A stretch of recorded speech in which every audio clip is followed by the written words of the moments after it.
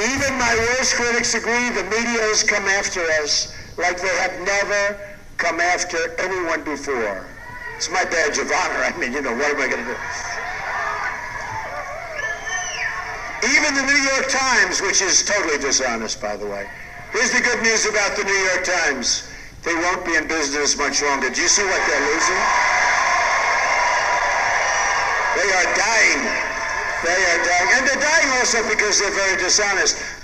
But one of their biggest columnists, reporters, wrote a story about how bad it is. He said, let's face it, this is in the New York Times. Balance has been on vacation since Mr. Trump stepped onto this golden Trump Tower escalator to announce his candidacy. Can you believe that? They're admitting it. They don't even care. And they actually said that. We don't care. They will do anything to stop what we're doing. Not me. It's what we're doing. It's an agenda. It's going to be agenda of change. But we won't let them stop maybe the greatest movement in the history of our country.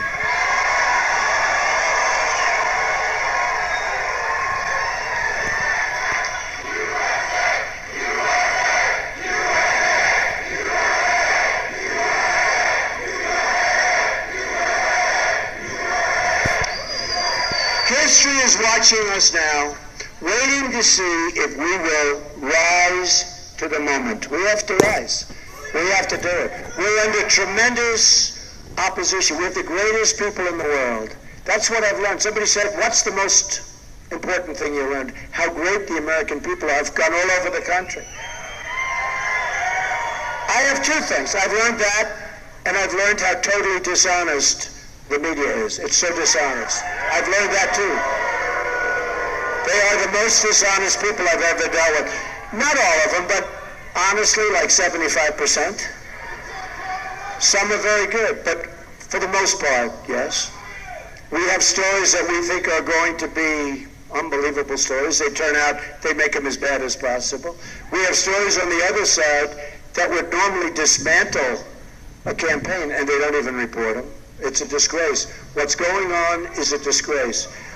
But we've only just begun to fight, believe me. We have 3 weeks. You know what? We have 3 weeks. And I hear we're doing great in Colorado. My people back said, you're going to win Colorado. It doesn't matter what they're saying.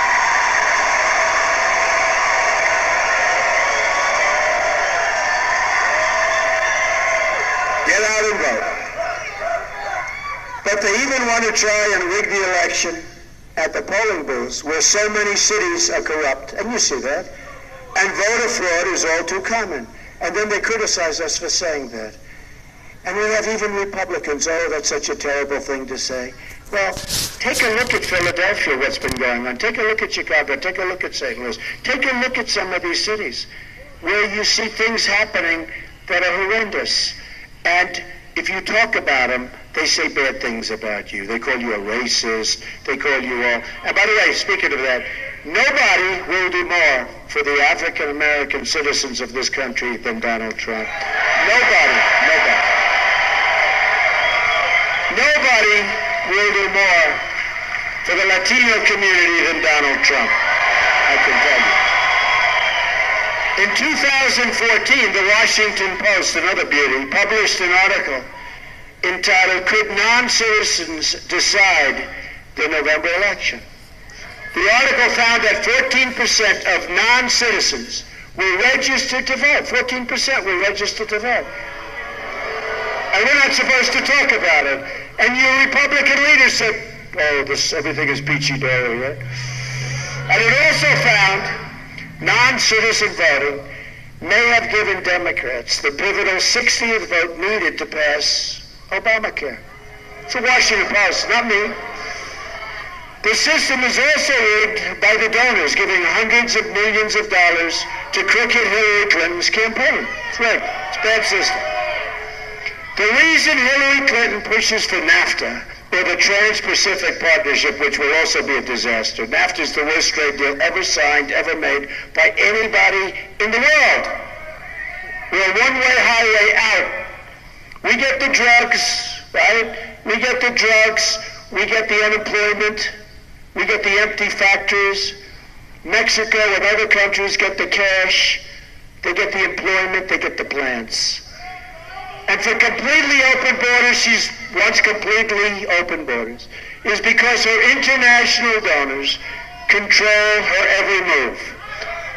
If we let crooked Hillary's cartel, and just remember this, run this government, history will record that 2017 was the year that America truly lost its independence. Truly lost its independence.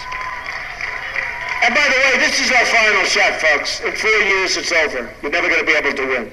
You're never going to be able to win. It's tilting. It's going to be a one-party system. This is your final shot. For the Supreme Court, for your Second Amendment. I mean, this is your final shot, November 8th. So hopefully you'll do what you know you have to do. Get out of bed and vote. No matter how you're feeling. No matter how you're feeling. It is indeed time to drain the swamp in Washington, D.C. This is why I'm proposing a package of ethics reforms to make our government honest once again. First, I'm going to institute a 5-year ban on all executive branch officials lobbying the government after they leave government service, right? Second, I'm going to ask Congress to institute its own 5-year ban on lobbying by former members of Congress and their staffs. That's a simple one. And they know this should be done, but they're not going to do it, but they'll do it if I get in. I'm going to, number 3, expand the definition of lobbyists so that we close all the loopholes that former government officials used by labeling them